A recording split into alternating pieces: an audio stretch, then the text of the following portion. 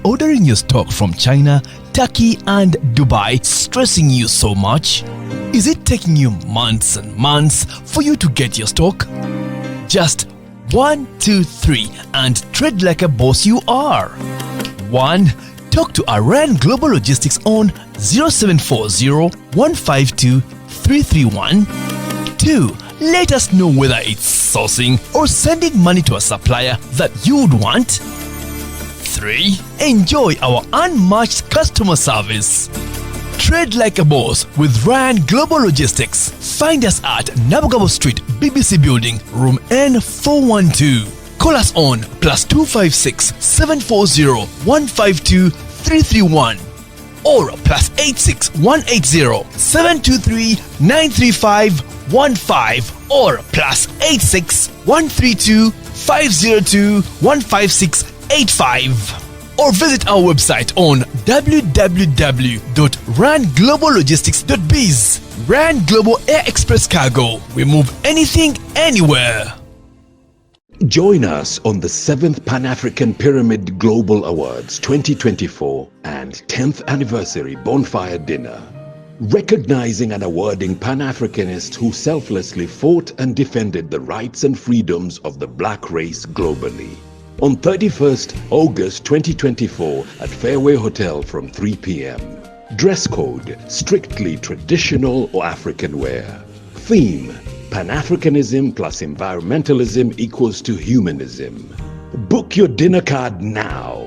Table for 6, 3 million. Platinum, 1 million. Gold, 500K. Silver, 400K. Bronze, 150K.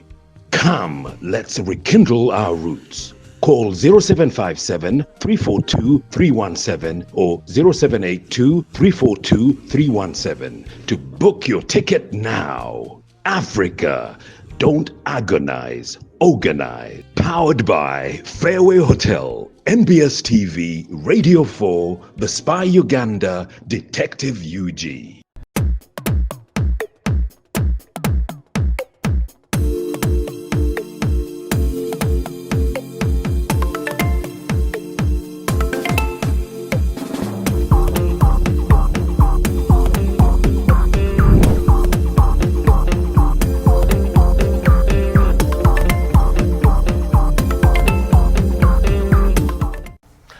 So, welcome to yet another edition of Kasuku Live. This is the part 2 from the other part 1 that you watched earlier. Tetukyusa zaaki.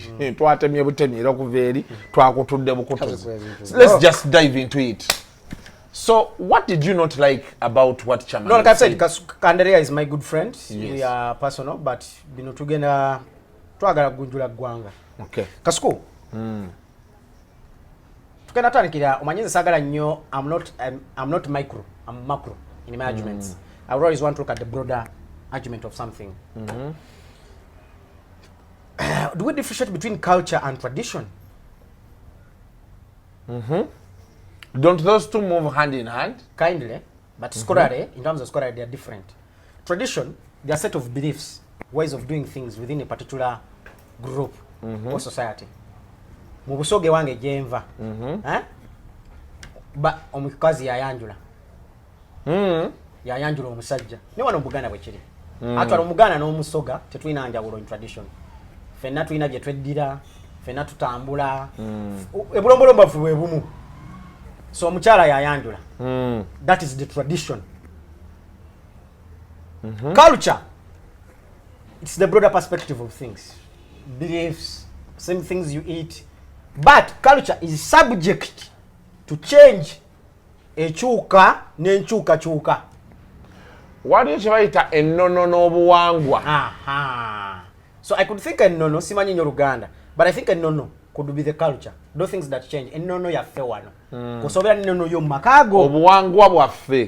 Then nebera yo obuwangwa. Is the tradition. The tradition. So men that want to say, yeah, that's it. Sekorali. Men who want to say fenga abaganda, like the way Kyamagero was saying, culture, nja ku example. When I been Galaxy, trying culture as a workplace.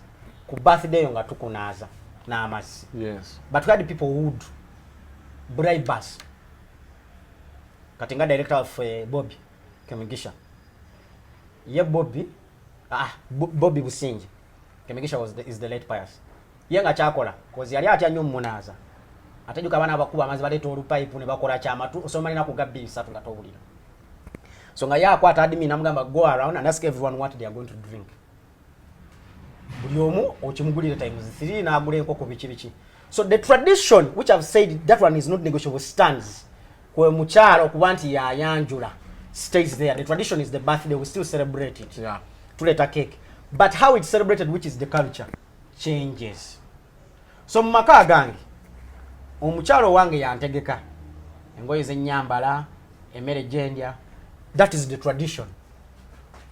But how she does it is the culture changes. So what I heard from my brother and my elder brother Kyamagero is he said omukyala nze bwe nkoma okusaawa omwenda njagalira banzijulire emmere yange nga si bya bintu bya microwave. Now the tradition is omukyala ono alina okujulira bbaawe emmere, but the culture on how he does it could change. Fano tu emmere ife tukweta kukoomera kati nga akawunga okakoomera is covering it in the banana fibers. They are all things. Those ones could change. But what I heard from my brother is he cherry picks on what he wants and what he doesn't want. So he tells you, I don't want a microwave. But again, you are going to cook on gas. So Kyamagero atugambe room. Atugambe room. Nti sagala na gas, njagala nku. Kusawa mwenda. Kumbe bajita ziko simanyi bamugita mu Luganda. Jikumu esigiri otekeko. Oshitegedde? Kyabatu gamba edda wano twabikanga. Ng'omuntu aba afiiriddwa ovuga ekagaliko oba otambula okuva ekisaasi n'ogenda ebbunga n'obika.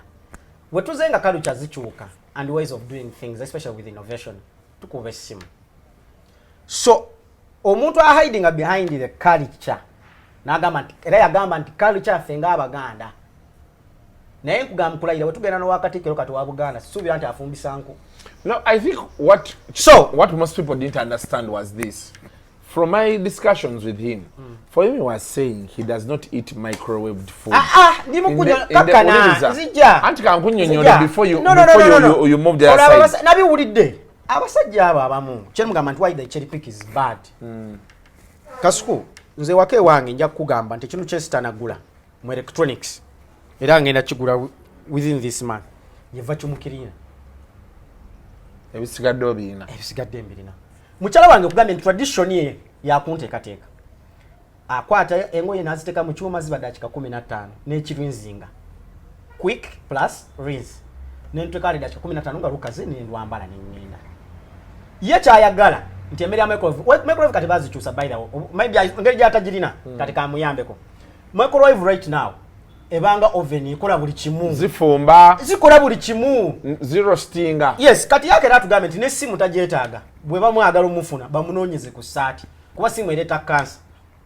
Okwogerera kuno ku simu, this is radioactivity. It brings cancer. Ajjeko amasannyalaze wakakozesa sitima. TV azijjeko. I don't want people who cherry pick. Kasukunze nina abaana bawala babiri. Nempulira nga nkubuulira gwe mukodomi wange ena gy'oli. Agenda obbeera. Mwalange nankubira kusaba mwena nti wamugambye oyagala luwombo. Bwetuuka ewo bintu bibiri. Oba weeropye ku poliisi oba nga toliiwo. Ebintu ebyo. Naawe Nalebo leka satiisa misana. Kati ze kubuulira. Kati ze muwala wange agenda kuyiga ddi okwoza okunya engoye. Si mu bubi. The tradition is era nkimugamba. Muwala wange bw'akeera n'azuuka ekyo, she's 5 years. Bw'akeera ku makya kyasooka okukola the first activity kyakola ewaka kwalabuliriwe. Bw'amala obwala waba waliwo ebyokulya abimanyi obyeteekerawo. Amanyi wasobola okujja ekyokulya kino yeteekerawo. The tradition agimanyi. Naye ebyokunya engoye. Ate by the way, lwakwa mu Africa mwerabira temusoma. Civilization began in Africa, in Egypt. Wobojjukira history was. That is what they say. So civilization actually began in Africa. Enkulaakulana just wakwaba n'abazungu bagenda ne batukwata aibu ne batujjako ebintu ebimu. Osogedde naye kasukwa ebintu bikyuse. Mowana tietaga kukunya ngoyi nga waliwo ekyuma. That is true. That is why I was trying to explain to you that context ya Kyamagero tewagifuna. This is what Kyamagero was saying. What it is? Kyamagero yagamba bati nzokusiza kye nategeera. Mukunyinyonyola be nayogera naye. Yagamba nti there are people who cook food in bulk. Okitegeera n'agitereka mu fridge. So when you go back home with your wife, for example, you've come back at 3. She tells you, go to the fridge, pick the food, microwave it, and eat it. For him, he says, his food has to be cooked every day. Oshitegera kyenkunyonnyola. So, I also don't eat fridge food. Let me ask you this thing. Let me ask you one thing. Zomanyi ngugambye tuzadde bana bawala. Ate nze nzikiza nti abaana abawala bonna abali eyo. Girls are asset. Yes, they are. Abaana abawala kibaba asset. Nze Kasuku nsomezza omwana wange. Temugenda bajjoga we mutyo. Nze nkubuulira, to be very honest. Omukazi ono amanyi abasajja twagala nnyo submissiveness. Naye weerabira nti omukazi ono olina lw'obeera nga tolina sente za rent n'akuyiizaayo 3. So wabanga akuyiizaayo 3, wulira wabanga akuyiizaayo 3 n'agakuwa jjuka naawe waleka submissiveness waliwo lwatagenda kikola because naawe acompromise. But did you watch my interview with Chairman? Yes, but he talked about that. Yes, era yagamba nti omuntu, anybody who demands submissiveness and certain things, you must be playing your role as a father, a man, and a husband. And you forget one thing. Because someone has supported me, does not mean I'm failed to do my job. Zetarange aina abachala babiri. There are days when he did not get money for school fees, and his wives paid our school fees. Yes. It doesn't mean because my woman has helped me pay rent. Yeah, but that is because Kasuku, today you may not have it. I don't want it to go personal. You have had I don't want it to go personal. No, I'm saying I want to ask you one thing. I'm saying if you don't have rent today and your wife chips in, era tasobola kujjoga nga musajja atabeera nazo bulijjo. Chene mugamba if you demand submissiveness. Now if this woman is omanyi wacho ufumba with partners. You are bringing resources together for a common goal. Yes. So you are all partners. Ateka tijetuzenga amateka gabi identifying. Amateka gatu wane chiwandike chipapula chobera nacho. Mbanga register in the company bampa registration certificate. Mu ufumba buno buli omu is a partner. Era that's why bwetwawukana omukazi wa ina shares ze nawo ina shares zo. So wetubanga tuli ba partner mu bufumbo muno. Buli omu ina shares zali mu kuleeta awamu. But obufumbo bano ebututawanyiza is when one director wants to override another. Yeah, but what is the natural order? The natural order is. Let us begin with the natural order. No, that is where the problem comes from. Olabe wafu mbusoga. If wafu mbusoga, omusajja takola.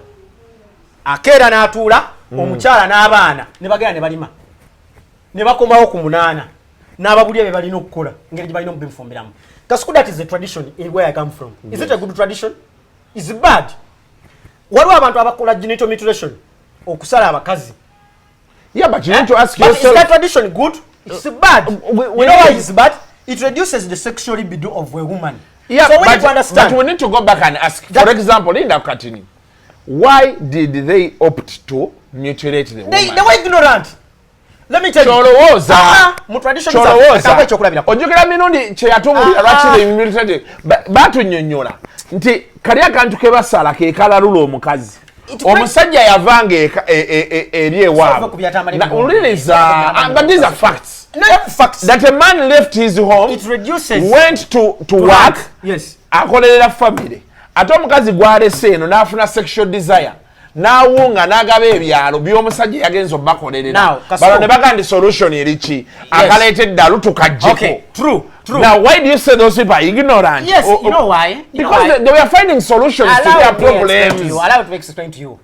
That solution is not the best solution in that context. How? What was the best solution? Now you've put her sexual appetite down. Yes. How is she going to be able to satisfy you for a very long time? Because sexual desire. But after they did it, for them are they complaining? Sexual desire. For abatali nabo for to complaining. Sexual desire. Kyamagero kye yagamba. Abatali bafumbo basinga okwogera. Oshegera goli mufumbo. Sexual desire is a human right. You cannot take it away from someone. Kasuku, there were wrong traditions bajaja zibakola ngatebamanyi bagana. For example, nze mama wange omu mutoro. Tibali tebalya byennyanja tebakola ki tebalya nkoko. Abasajja bayagalanga kuba bala mululu. Omusajja agula enkoko n'ayagala agirye bwomu. Gwalinga mululu. Ogamba nti abakazi tebalya nkoko bwagira n'abaaki. So there were some traditions that were bad that we must eliminate. The key word is some. Yes, some. Yes. What do we have to Yeah. So we must eliminate them. So what I agree with you is one. So kyamagero is a Nalebo. What I agree with you is one. The girl child is an asset now. The end should just. The end should just. Omukazi akola togenda mumanyira ku bintu ebimu. Tuguze gadgets no mu nyumba kwangu ya bulamu bwaffe. That is okay. Me what I don't agree with kyamagero yayogera na nnyonnyola. Nze nanga I don't agree with emmere yotereka wiki namba mu fridge. Gojeyo chojeyo. Unless you have a housewife. That is one. I don't have a housewife. My woman wakes up and moves. Housewife or not, there has to be something. No. Because you see, let me explain to you now. Me as a single man, I could access ready food even at 2 p.m. in the night, 2 a.m. in the night. Now I need to know why omukazi gwembeera naye angamba nti tasobola kumpa mmere eri fresh ku ssaawa 8 ogw'ekiro. Fresh ng'agifumbye in real time. Yes. Look here. Kwekale bakere bafumba ebijanjaalo bibera mu fridge. Gwe bwotuuka okulya bijjeemu biteeke mu oven biwominge olye. Njawulo kyeri waawo. Ng'obifumbye pakadi. Fridge tevaako. Ate fridge nnyo yakayenkana ki. Fridge mukyazijja.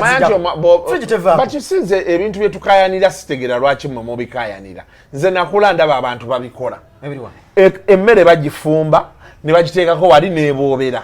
Bw'okomawo ne bakujjulira. Nze nakula ndaba babikola. It is no problem. You cook the food ogifumba ku ssaawa uliriza. Bw'oba oyagala kulya omusajja ayagala kulya nkoko n'omuceere okiwulira weekugambidde kya microwave wenjawukanira naye nti fumba enkoko n'omuceere nga biri fresh bya leero omusajja baakomawo teeka ku gas oba teeka mu microwave you warm it give the guy. But these things are happening. Nalebo mmwe mwagala kuwabya abasajja oyo muwala mubuuze. If your husband came back at 2 a.m. couldn't you give him food? Are you going to cook fresh food? Are you going to go and make the sigiri? If you want to sit, can I make it? Dozo churi. Dozo chire Nalebo. Good. Look here. Kati gwe Nalebo, mwagala kuwabya abakazi. Yabina bintu kyamagero yadagamba. We've educated our girls. They've gone to school.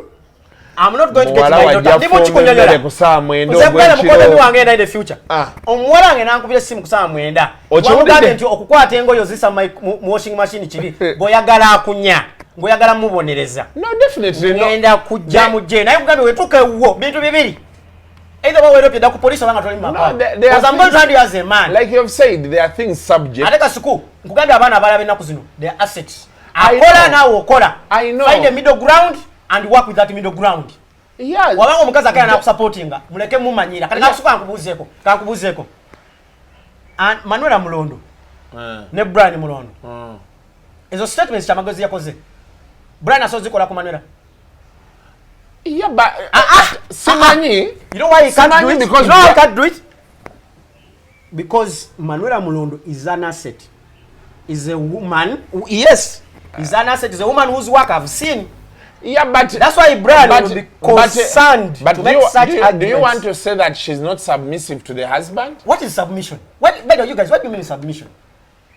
Submission omukazi si mubuzaako mirembe. Of course. Mwiche mwagala. Of course. Goyagala bw'okomawo ku mwenda adduke. Kati bulira. Nze bwe nkomawo ku mwenda.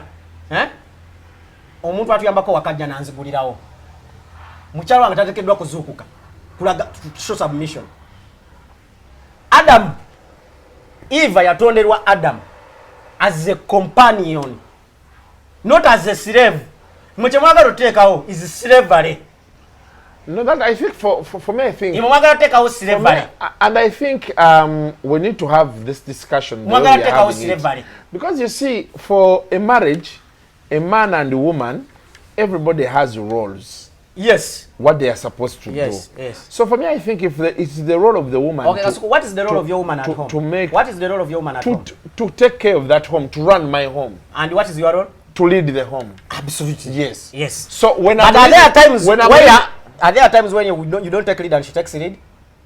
Of the home? Yes. Of course. They are there. Yes. Now, if there are times when she takes the lead, ate ze kugambika suku. Eda ba mama afu bachi babatekanga kaga amateke nnyo. They were not assets.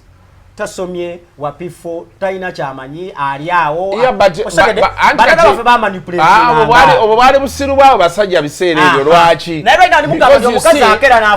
omukyala gwe webaka naye n'akuzaalira abaana ne baba teyasoma waliwo waali yalina abaana bo bano gwe bolowooza nti kati obaweerera b'amaanyi yes naye tekijjaawo rooluye ng'omukyala. This is what we are saying, that even as you are the CEO of a big company, let me say you're CEO of NMG, you're the CEO of Vision Group, you're the CEO, the Kasuku Media is not going to have the CEO as a woman anytime soon.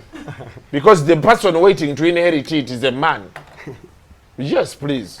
It's not anytime soon. Don't think about it. So what I'm saying is this. There are those roles defined by the Bible, defined by our culture, that are not going to change. I agree. If the role is the man is supposed to look after the woman. Are there times when I fail to look after the home and I don't have man and my woman chips in? They may be there. They not maybe. They are there. Auntie Yondowoza for you. For me. Yes. They are there when my woman supports. Now the fact that she supports, the day she has not been able to fulfill her submission, I should also understand her. Neze Ndowoza. Katize Chendowoza Nalebo. We are having a big discussion about how someone runs his home. Because for him, he said as him. I've seen Kyamagero several times saying that even his wife is on social media. So we need to investigate. Is the mental health of this relationship okay? Is the wife complaining? She may have no options. Why could she have no options? No, let me tell you. She's educated. She has a very good job. She's working. Let me tell you. Yes. One thing you should need to understand is that we are 40 million Ugandans. Yes, thank you. 45. I'm 45. Tunyigirizibwa okumala omuntu omu okumala emyaka 4. Oyinza ogamba nti tuli bulungi because tetunamusula. Yeah, but we have raised our voices to tell him we are not happy. Even the wife could be there raising a voice which we are not hearing. It will be one day when we will eventually hear. I think kati fetukola kajanja. Sikajanja.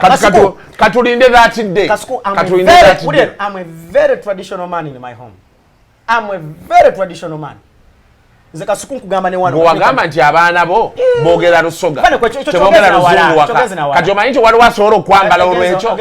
But these are your children. Oli ku culture yaabwe gwe basobola. Kati lwaki tokkiriza oli kyakunnyonnyola. Kati kyo ngambye nti yali mu mikisinga culture ne tradition. Omukazi alina okugolola engoyi. Teetaaga paasi y'amanda. Thank you. Teetaaga paasi y'amanda. Omukazi asobola okumpa emmere kusawa omwenda. Asobola ogibugumya. Kye yakugambye. Because my wife is an asset. Nekironzo wabanga ye yakoye nkwata mu Kasuku ebintu ebimu tubyogera lwa bunafu nze wembanga lwa bunafu yalabirire waka lwokuba ndi bunafu no I've told you my wife is an asset. Omusajja yenna nga yalabirire ewuwe ebyo byoyogera tasobola byogera because my wife is an asset. Because my wife is an asset. Ebyo mubikole nga bakyala media not assets. The moment a woman is an asset, there is something she brings on the table because that's what many homes are now. A woman has a conflict. Katika ngulire Jennifer Musisiwe ya kera nabera idi yagoba bawe waka because yakera nafuna seto musinga. Aisa proki tali yo ne Rihanna mumaka. Osagede so mujemwe zino mentality zammwe. Things have limugamba nti kimu bubera bunafugwa nsawo. Bo musajja okuteka wakanyanja omukazi wobo omwagala nga pati nawo. Funa omuntu omulala go hiring akole neje emirimu. Nze sirina nsonga laki mpogane wakandi tibanjulide mmene nga waliwo omuntu gwesasula omwezi ateka kenkingira over that home. Sina nsonga lwaki nnyomba nti engoza nze bazozeza nga nze bwekera neva mu kisenge kyange nengenda mu kigo nkwata olgoye nendusula mu kyuma edakika 15 nga lwoze. Sina nsonga lwaki ntawanya omwana w'omuntu. Oli muntu is my partner. Nkugambye Eva yatonderwa Adam not as a slave. Katonda yamulabanga ali bored namugamba I'm going to create for you a companion. Mwe mwagala omukyalo na submitting nenga gwe tolina kyozza. Mukwata obunafu bwammwe nga tolina sente kusasula abantu kukola bino ebintu ebirala mubireke. Anti bakugamba era a woman is an asset. When I hosted Kyamagero is an asset. Kyamagero said submission, it's like what they say, respect is earned. Okitegeera. Even submission. Tulabya abantu katika siku ndabya abantu banyi nga buli kimu akikolera omukazi. Naye nga omukazi oyo tante panta kiti abo mbalina bangi nga mutwala. And kachisinzira ko how you built this. I've told you. The moment you understand that marriage is made by two people and not one, it will be easy. Do you know most men, if you go and have a discussion with them, you're just making me shout on this show. most men bagamba kasita basalawo okugamba nti we are now companions. The home fell apart. No, your companions ever. Bwebuuza abasajja bameka wano abajja okukubulira nti benasalawo twogere tuteese n'omukyala. The relationship fell apart. Because the man ebyogenda bikola mukazi nga talina waali kasuku. Ngenda kuwa examples z'abakyala abali mu site muno. Each time a woman is on a set togenda mujolonga era nze nkubizanya abana abawala babeeko bwe babeera. Because buli woberanga you are nothing. Abasajja nga bakasuku bagenda kukumanyira. Ajaza mukuba kwa bichuma agenda kukumanyira. Struggle, have your education, no ofuna omulimu gonga gukwe emitwala abiri, have it. That man will not kukumanyira. Because you will be an asset in that home. Nze simanyira. Nze nkuza nina abawala bange babiri. Kasuku ni mukugamba. Ngenda toyilinga n'obulamu muno and I provide everything that I can within my abilities. Katonda wanaabakiriza. Mbibawe. Chobo okola bwoba otoyinga bafunire n'abasajja. Omusajja. Akeera kugambe mu the traditional man. Yayagala mwala wange akeera ekiro. Amugololera olugoye nga basobola osasula omuntu omulala n'agolola olugoye. Anti kati kugambe ngenda tuka mu makaago. Omusajja alina okukola ebintu bibiri. Aba Europe eda ku police obanga yagadduseemu. Byogerera wano yogera kyamuse. Nze mama abawala bali n'emboko zibali akataata bekyayira kyasobola kwogera. Lekera okutiisa Nalebo. Yali mukyala mutuusi. Ngera yemanye. Ngera kugamba nze Nalebo. Nze mwana wange ni mukyala mulungi. Tebamanyira. Ate nasomako. Ate nkola. I think for me Nalebo. So it's the something it gave me. First give me a chance I explain this. She knew her worth in the marriage. First give me a chance I explain this to you. Nalebo, for starters, one, every marriage has a way to run. Me, I find you people who have come out to challenge what Kyamagero is saying, I find we need to hear from the woman. I find you guys just you just want to create discussion. Anti uliriza kankunyonyole. Nalebo, nze kankunyonyole. Anti nange nkunyonyola. Anti nange nkunyonyola.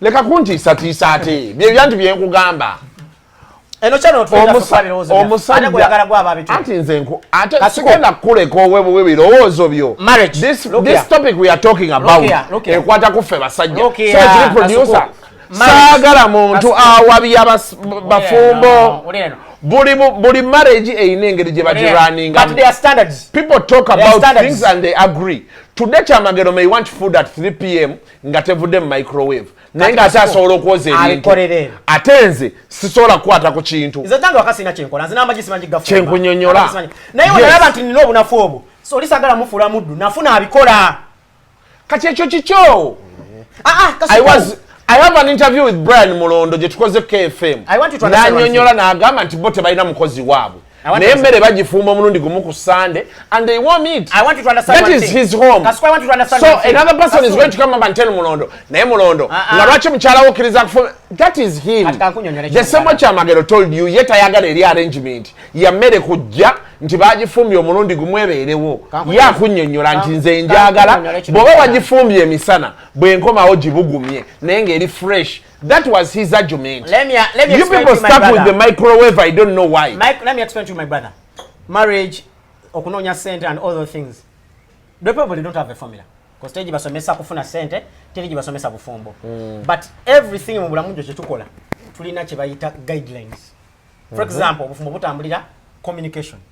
Thank you. Teji bufumbo bugenda beerawo ne mukola mutya ne bukyuka butya, tebugenda kyuka. Enkulaakulana ne bweribeera weta mu nsi. Teriwe tugera bera nga morals are not good. Yes. Nti abantu okweyisa obulungi tekibera kyakabi. Ne bwe tuliba tuddawa. Ne tubeera mu standards zituga mu bufumbo, respect. Weri. So there are standards eziriwo mu bintu. Kyende mu kugamba nti Kyamagero to cherry pick things. You want to be traditional but you also want to be a cultural man. But yet I've told you that culture is a subject. So you are telling me omukazi afumbire ku gas. Nate go gamba microwave ebyanga biri strategic nate ngabo kola nolemererwa ku strategic level atoja no mugamba nti munnange nyongerako emitwala 5 tusasule rent gwati kiriyo ki compromising ngabo ntwagane ba compromising ne kugamba ndi bulwafuna omukyala wonga izana asset nganzo omukyala gwe nine wange wakawizana asset tosobola mubogolera tosobola mukola fuga bbi because now woman nti alina kyayongera Nalebo abantu bayogera ebiseera ebyo bagati omukazi yakuwasa ndowooza byakusaaga naye bino ebintu byotandise okwogera omukazi ayinza okuba yakuwasa ebyo byotandise simayo omwana asset simayo omukazi asset simayo omuzuuza bw'omuzzeero bw'omuzzeeri Nalebo kasikuze nkugambye nti wonakwata Brian omanyi otuwadde example ya Brian ono yomuntu akuli okumpi njagala onoonye Douglas Lwanga if you can say the same about Linda Lisa because we know Linda Lisa and how she works in society. But do you know how she operates at home? I know. I have an idea. Because I know that they complement each other. Marriage is a compliment. So Lisa doesn't make food at 3 in the night? That is slavery. What's God are you? Who is not are you waking up at 3 a.m. to make food for you? Who are you? I have people to do it. Nzengambi muleke kwata bunafuba mmwe. Kati ono yegwe bazukuse kwa 3 a.m. okole mmere yetebera slavery. Ati slavery. Era chene mugamba nti is need to stop it. You need to stop it. So a man can't eat food at 3 a.m. at Why is he even eating food at 3 a.m. when you're going to sleep? That's why they have those funny structures. Eating food at 3 a.m. That's why I'm kugeja. Nalebo, you are an idiot. Omanyiza enjiri yange no sijagala nyene enjiri ya mwe nange. Kati emere kusawa mwendo lya. The Rolex Festival is coming on the 18th of August. Wali ku Millennium Grounds. Zoe Grounds. Go Kasuku. Producer take a squeeze back. What the cinema was saying. Take a squeeze back. Ku Zoe Grounds branch ya for your wedding. Kasuku. Eso bera ono tamanya. Ekwanga ligenda manya lyonna. Gwe kakkana. Kati branch je nalina kuweera obwerere. Soko za nyanga Rolex. Wenaleta bya branch ngansasula. Rolex. Branch yonja sasula kazanya Rolex. Branch yoje ngeno sasula kati. Kwa chino chiri immediate. Kasi kutoja offer. Yeah, but it's always offer. Yeah, offer ye chaliwo. So it's always good to have this discussion. But like better to be very honest kasukwe wange. Enyombe yangi mwena atuka okugamba nti weeri. It's going to be a smart home. Sagala bintu byakalukana. Njagala nga jembera nsobola okujja ka matala nsobola okujja ko lights nsobola okujja ko shower nsobola okujja jetulaga abaana abawala muleke bata wanyanti babeera mu fumbiro omwana mukyala wangu aba mpulira nina kyanjagala nfumbire mbasobodde kifuna kuyaya owulidde mbasobodde kifuna kuyaya I'm going to hire someone at home to cook it. The other woman I married is not a slave. Is my companion. Is my friend. Ate abasajja amanya abasajja mbeera nnyo intimidated mugana kati nzaka nkulireko mukyala wange yesimba mu kalulu akawedde nakugamba wagamba abasajja bankubira amasimu omukazi banaafuna essente agenda kuddukako you guys don't make a girl child to be a slave. Empower women. Tulabeka abakazi banyi munabo manyi mu ggwanga ubafuna essente bayokana ne bakyala baabo abasinga ngani zemba kuwe abamanyi abakyali ne basajja but you know for me like make women this is what I think and this is my submission. Like you've said, every relationship has a way it runs. Yes, the rules may be very traditional man the rules may be universal, that communication, understanding, respect, patience and all those things, but every home has a way. Disciplines my children. I don't allow my wife to discipline. Ate waliwo amaka mama ya discipline era nze mugamba nti ngamba tusawe bayakulya mwena mutwa kudani ngine mulya temulya mu intervals ngawe mwagala. That is kacha tukugambye nti every home has a way it runs. Let us allow every home. So until one day Kyamagero's wife comes out to tell us that she will come out. Who knew that Daniela will come out? Did she come out? She will come out and tell the public that I've been sitting on a time bomb. Which I don't because for you say your man is not on social media. In 2024, your wife is not on social media. What problem are you creating? Well, that is an arrangement they had. Why? They are compromises. Why are you holding her in the shadow? Why are you holding a woman in the shadow? Why are you holding a woman in the shadow? Why are you holding a woman in the shadow? Woman? Kasuku kachikudire mchino. Omanya ote njagala nyo kwempali ngomukazi. Kasuku fe tufa mangu, ate tufa ale abasajja. Sagala nkerengo mwana nga asomera ku Green Hill. Unakurenkedde nenva mu nsimu nga I did not empower my woman ngomana natagenda segala ku Green Hill. It's my biggest fear. Because I saw my father empower easy two ways. Atenga yo musajja bali abo mujiji guli ogwedda. But he did all of businesses. That's why ikintu je chiva waka. My father empowered his 2 wives. Ngereno business wegwa enchambuza. Mama tukoze tutya business chikati. That was the routine. Because yachimanya nti enkera bwa bataliwo. Bado bebalina okunkipinga mu somero. Kubata fe twayibana bakajanja. Oshagedde. So that's why mfanyunyo to empower this girl child. Tewali aganye ku empowering a girl child. Nze nange nkyagala. Kyenkunyonyode kiri kimu. Me what I picked from Kyamagero and what we talked about. Every home is run by its own rules. It's okay. I've told you. I'm waiting for him. I want us to run by that and respect that. Thanks for coming. So, nga 18 omwezi ogujja, mujja mpage enfune ku cent. Church runs on money. And like sijja kujja mbasamba ababirako luseke. Yeah. Buno buweereza. Tugenda kujja. So, Rolex jagala tugenda kujja ku olwo abantu balage the different types. Yeah, marewa, chicken, beef, bichi byonna biberawo. Nga babitaddewo. Ito tojjangako. So ate wali ompiseeko. Kasuku. Nze ngenda we batambuse. Kubanga watandika kano kachano we twakuwagira okutandika. Naye bali bakimanyi fa bakatandika. Kiwa kasukusa okujja kuno njogera byenjagala. Mubeere bulungi mweraba.